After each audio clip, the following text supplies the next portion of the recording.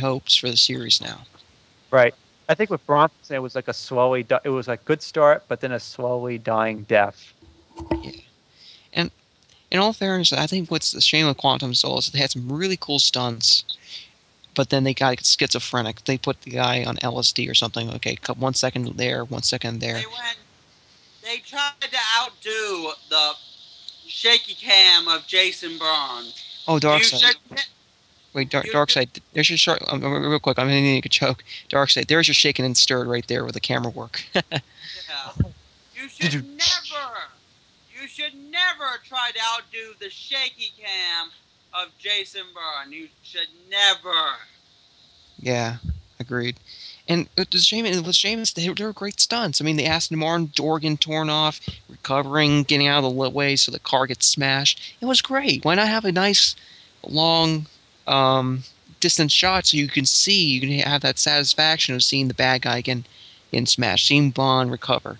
It was. They were great stunts when you could actually tell what was going on. Yeah, they cheated the stuntmen. Which wasn't often. Yeah, they cheated the stuntmen. I mean, those were some incredibly dangerous stunts, and here the stuntmen's work has probably took several months, probably years to develop and perfect. Ends up, only a second or two on one scene. It's like, really? Yeah, that's a problem that Sam Mendes in Skyfall corrected, because in Skyfall he locks down his camera so that you can actually get this. You can witness the stunts without constantly cutting. There's a fight scene on top of there's a fight scene in a Shanghai skyscraper, and it's Bond and an assassin, and it's just uncut. It's like one shot. It's uncut, and they're like kicking the shit out of each other. You can witness the stunts back and forth, and then the guy gets thrown over, and Bond hangs on to him, and that's when the camera moves in. So it wasn't like this quick cutting, quick cut of a fist, a quick cut of a foot, quick cut of this and that. That Jason Bourne, Paul Greengrass style. Yeah, great. And it was a shame. Is, for example, the boat sequence. I was on YouTube going back about 2 to 3 times trying to figure out how did that final boat with the anchor gets tugged out. I was like, how did that work? Wait, how did that work? And it's like he tosses the anchor onto the boat or something. He janks the boat. Poof. Okay, it throws the guys off. Okay, is that what happened? No, I'm being serious. What happened exactly? How did that work? What's going on? I mean, just what the hell is going on? But I mean, serious. Can someone explain to me how that worked? Because what I thought was Bond put his anchor onto their boat to snag it out from under them. That would be a bad idea, because that would pull the bottom of their boat, back of their boat out. I couldn't answer that. It's been a while since I watched the movie, so sorry. Yeah, I think, and also the airplane sequence was really cool. I can dig it. It was cool, but it was completely pointless. Yeah, but I had to go ahead, Webbman. That's all I had to say. It was cool, but it was completely pointless. There was really no reason for it to be in the movie. And considering how short it was compared to Casino Royale, it just seemed like it was wasting time. It could have been already fairly short movie. It could have been a great sequence for another film. Right. Yeah. All right. This is what I have to say about the plane sequence. It felt shoved in. It felt like we need an action sequence. Let's shove this in.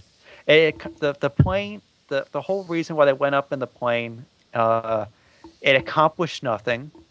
It's not explained why Bond had to take the biggest, oldest plane instead of the hundreds of other smaller 4-passenger planes. Instead, he takes a cargo plane. Explain that, and then the direction. Okay, I can understand the way they edited and shot the Aston Martin chase, because it's supposed to be like hectic. It's supposed to be like this fast-paced getaway, and it's supposed to be kind of confusing. I don't like it, but I can understand why they did it. The direction the boat chase direction sucked, and the direction in this sequence was awful. It's the most awful piece of directing and editing I've seen in an action sequence. It's terrible, and it's for a sequence that didn't need to exist. And then, of course, there's a lot of people point out that Bond and what's her name really should have suffered some broken bones when they parachuted out of that plane. So that's what they say about the action. That's what they say about the plane sequence. It was shoehorned in. It doesn't make a lot of sense. It accomplished nothing to the overall plot except just to put an action sequence in, and it was shot, and it was poorly shot and poorly edited. Another thing I had a problem with it was this is back when they was putting so much emphasis on realism, and this seemed like something you would see in a Roger Moore movie, you know. And also, it also doesn't help that it's probably one of the biggest CGI effects in the whole film. So, and it hurts the objective of the Craig era of being as realistic as possible. So, what I'm trying to say. Yeah. Even with the, for example, the sequence where the ropes, the pendulums swinging between the traitor and Bond. In the beginning of the movie, the only sequence of CGI is the fall, because that's dangerous glass, etc. But that was it. So, when you put the airplane sequence in, it's like, okay, why? So, and I just want to say, because Webbman brought up the Roger Moore movies, and it's kind of like you look back at those movies, and those movies were filmed great. Like, okay, we had the Moonraker sequence with. It's two stuntmen, but never mind the point. It's Bond and Jaws fighting over the parachute. Real stunt perform that stunt, and then Octopussy, Bond's hanging onto the plane at the end, or somewhere, where that an actual stuntman was hanging onto that plane. He was really there, and it was filmed, so you could actually witness this stunt. And then you get to Quantum of Solace, and it's this big, jarring light. Yeah. And I think it was also the bright side of also Quantum Solace is I could believe the plot. I know it sounds ridiculous, but clean water is becoming a big issue, and so I could see them plotting how to control the water market.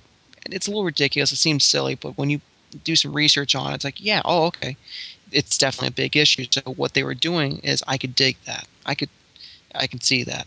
I never really. Go ahead. No problem. Go ahead. Well, I was gonna say, no, I agree with you. I don't have a problem with the plot. I could see that. It just doesn't really seem like it's something you would see in a Bond film. It just doesn't really fit. This big Spectre organization is really worried about the water. I mean, this huge global organization, and this is what they're all really concerned about at the moment. Well, I can see the resources, but being that what's nice about it is that they were going for a Spectre approach, but more realistic. Like, instead of we will rule the world, it's more of like, okay, it's business. Spectre, it's Spectre, but with a business-oriented organization. It's like, we're here to make money. That's it. We're not trying to rule the world, because you know what? We got enough money, enough organization to do that. We're trying to make money. It was Spectre before the whole world takeover thing. It was pre-licensed, I know. You only live twice, Spectre. It just seemed out of place. That's all I'm saying. This master plan in a Bond film just seemed out of place. Okay, that's fine. I also like the sequence that Bond really doesn't get the girl this time. She doesn't die, but she walks her way. They end up friend zoning each other. I think it was a little awkward given her backstory and the subject matter they had to deal with in this movie. Yeah, and also the damaged goods. That's what I think was really neat. Is like it's kind of like a camaraderie in the sense, because they both understand they're broken. They're really on a road to a return, so they've accepted that path. So I think shame. Okay, Sorry. Oh, I just want to say about the plot about the water. Yeah, I believe that plot, and you know what? It's kind of like it's the problem with the Pierce Bronson movies. Really good subject or plot, but it doesn't follow up on it. And my problem is, and we mentioned this. This is probably one of the biggest why this movie has such big problems. A number of ones. One, it was directed by a guy who couldn't direct. Where I hate this, I hate. I'm sorry. I hate to throw this word around. Made by a rather pretentious director, and the second reason was that this script was rushed through because the writers guild was going on strike. This was the year of the Writers Guild strike.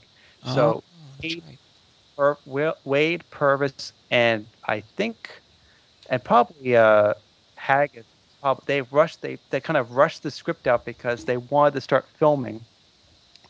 The script needed to be done before the writers' strike started, and you know what? And it feels like it. It feels like this is like half a movie. Like big chunks of this movie were edited out. And because of that, you get Dominic Crane, who I'm sorry, he's a really boring villain. You know, we don't see And enough. director for him.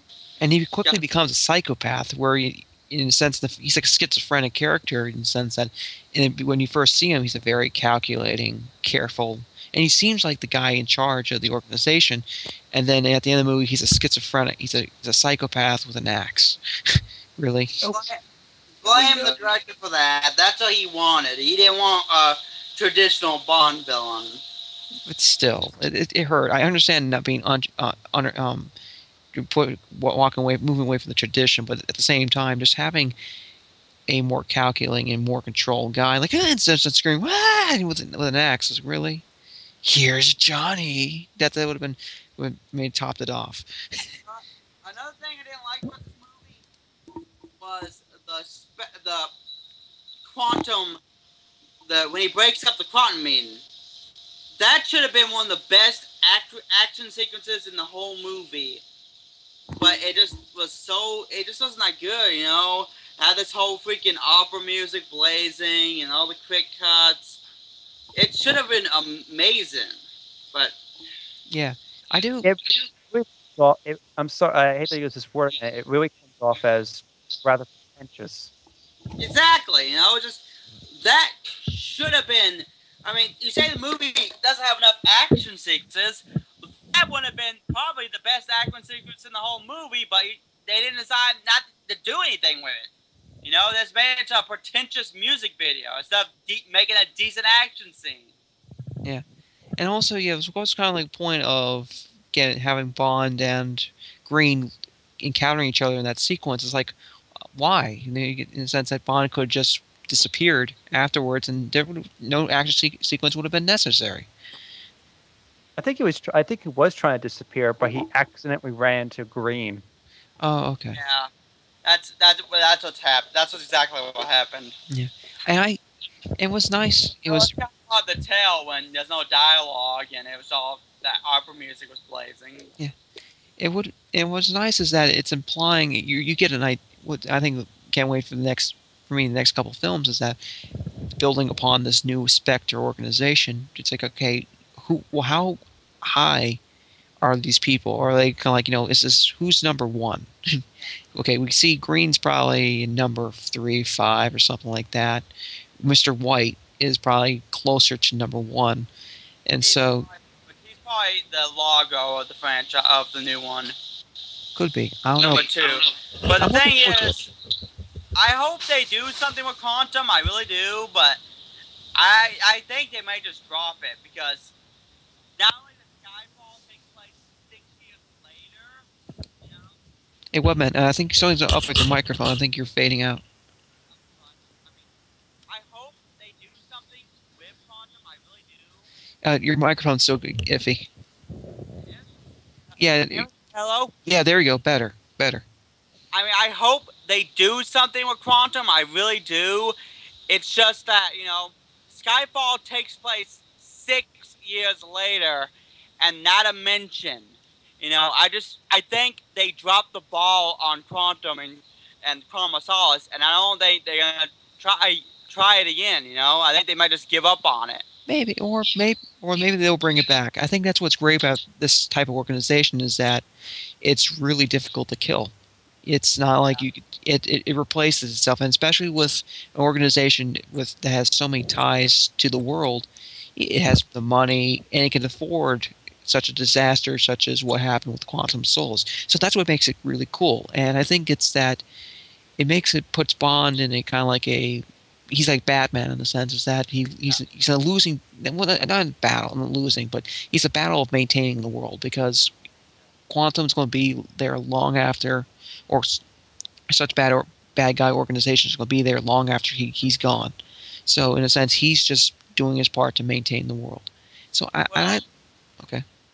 I was just going to say now, if they are going to bring Quantum back, they're definitely going to need to bring the villains for the next movie because, so far all we got is Dominic Green, and this is supposed to be the new Spectre. I mean, Spectre had Dr. No, Largo, Blofeld, Red Grant. What does this group have so far? Yeah. At the best they got is Mr. White, and he's gone. He's not coming back. I mean, they even filmed a scene with him being killed off, but for some reason never used it. Oh. And the actor has already said he's not coming back. So. Oh, that stinks. You know what? I bet they were saying, "Oh, we don't need to use this film. We don't need to use this scene because the movie's gonna be great. It's gonna be. Everyone's gonna love this film. It's gonna be the best James Bond movie ever." You know that subplot they brought up in the movie about that British senator being bad, Yeah. Whatever.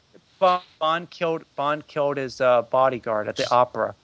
Yeah, that scene would involve Bond break into his office, seeing White in the meeting with that dude, and he just executes them both and leaves. Yeah, they never follow up with that. No, they never do. Just cut it out and pretend it never existed, even though it sounds like it'd been an awesome scene and they should have put it in the movie, but I don't know why. Maybe they was saving it for Skyfall, but it wasn't Skyfall either. So I guess they're never gonna do anything with it. Just leave it sitting on the shelf. I don't know. I don't know. Honestly, what's great about the Bond series is that you don't really get a timeline because looking at it in the way how the books they do with the books, it's like they're kind of like out of order. So they might kind of go backwards. Now, actually, you know what? I take that back. That's not true. Because with Daniel Craig, they're trying to be realistic. They keep moving forward, and I know I don't mean to jump, but I hope that with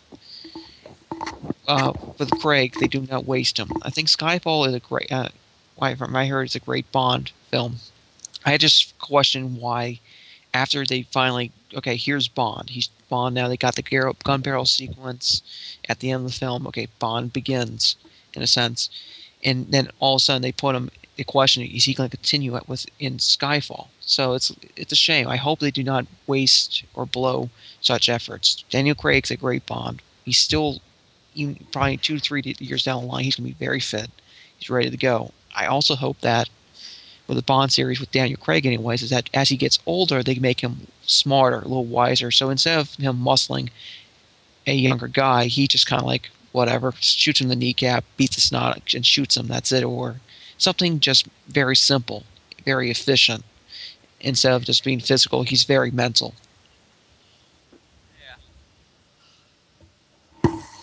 Yeah, I agree. So, final words, I guess, on Quantum. It's alright. That's about it. For me, I went on the DVD. If it was on TV, I may watch it. Michael? I was being a bit quiet, but I don't know. You guys seem to be saying all the same thing I was, so I didn't need to pitch in. But excuse me. Basically, it wasn't really a good follow-up to Casino Royale. It had some moments. It was an okay continuation, but all in all, it's just not that good of a movie. But at least it wasn't Diamonds Are Forever. Or Yes, I give it props for it actually being a decent follow up and continuing the plot.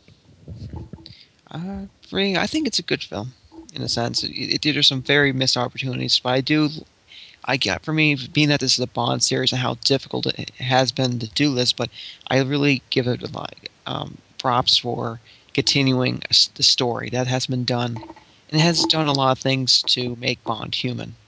And so I put that up there. So I think it's a good film. Some things are very unnecessary, but it's almost okay for me. It's almost okay film, but it's good because of what they did with the storyline.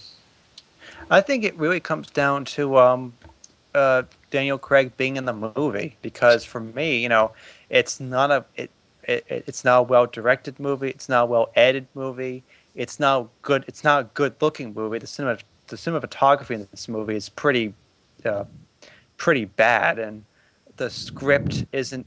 It has a kind of a half baked script, and it's, a non-memorable villain, but in the end, it's an okay movie. Whereas, I think maybe if it was another Bond, it would have been, a much worse movie. But for some reason, it's still watchable, but it's not something I'm going to seek out. Hey guys, Webbman has to leave in a moment. So why don't we try to wrap this up in about 2 minutes? What are your hopes for the future of Bond? And then we'll end it with that, I suppose. I'm kind of hoping they stick to the idea of having a continuous on-running plot. Okay. That's my basic thing. As long as it doesn't ever and I really don't want it to go super grimdark. Like Quantum of Solace was kind of getting a bit super grimdark. But I don't want it to get overly cheesy and get into Die Another Day territory again. I just think it's just kind of like find the balancing point for. Okay. You get the idea. Anything else? Oh, are you passing it on to me? Oh no, Michael, do you want to say anything else? No, that's about it, really. You had your 6. Smith & Wesson, and you've had your 6. I pretty much agree, and I gotta go. So I'll see you guys later. Okay. Okay, take care. You too. Bye. Wait, anything Darkside? Let's see. Yeah, I think it should. I think for the Bond series, it should continue, but I don't want to get to the point of where Bond is facing off against, they keep bringing back, will Blofeld be back? And I don't know. Maybe if it's done right, but I don't know if they should go with the big, larger than life villains again, the ones with the giant layers and the something facial, like a facial scar or painting a white cat or something like that. I mean they kind of did that with Mr. Silver in Skyfall. He was a little bit larger than life villain, but he wasn't. He was still believable in what he was trying to do and what he had accomplished. It's not. Yeah, I know if you could, like Spoonie said, you can kind of punch holes in some of the techno stuff, but I don't care about the tech. I don't care about the technical stuff. I don't care about computers and mainframes and firewalls. I have no knowledge of that stuff, so it doesn't bother me. But I think Bond should really stick to being, and should never move away from being, a spy thriller. It should. I don't want it to evolve into the action movie that the Pierce Brosnan movies went. I don't want it to go the way of the Pierce Brosnan movies. I think it should just be smart, dramatic, suspenseful spy movies that that are intriguing, and that maybe they have twist in the plot, and they have really build up the whole thing about intelligence and counterintelligence. Maybe a plot could be there's a mole with an MI6, and you could still have the crime lord or some guy head of a terrorist organization, but it shouldn't get to the point of like the Roger Moore movies or the Pierce Bronson movies. It shouldn't go that direction. So that's my. But you know what? With the guys that they're hiring, like, yeah, it's kind of mentioned. It's kind of rumored at this point that Sam Mendes may be returning to direct the next movie, which would be great. I don't think, it's kind of up in the air at this point because, like we said, we were discussing that Quantum was a kind of a misstep, and that Skyfall was a little bit more closer to what a classic James Bond movie is, but it's not totally, it's not totally a 60s or 70s Bond movie, but it's kind of like somewhere in between of being the kind of dark, gritty, realistic Craig movie, but still having some of the classic elements. So we'll have to wait and see, but I've already said what I hope the series will go on to do and what I hope the series won't go on to do. I agree with you guys. I really hope that they continue what they're doing. I really would dig. For me, what would tickle me is that they continue this subtle change into Bond, where as he grows older, he's a lot wiser. He fights and thinks much differently, and heck, he might even be one step ahead of the bad guy sooner or later in one of the films, which would be a neat way and a crowning achievement for Daniel Craig as he leaves the Bond series whenever he does. So that's why I hope. I think it's just a great age for Bond. Goodness willing, they don't screw it up, and I think they stay afraid that the audience is not going to like it anymore. Thanks, guys. I think that's about it. In fact.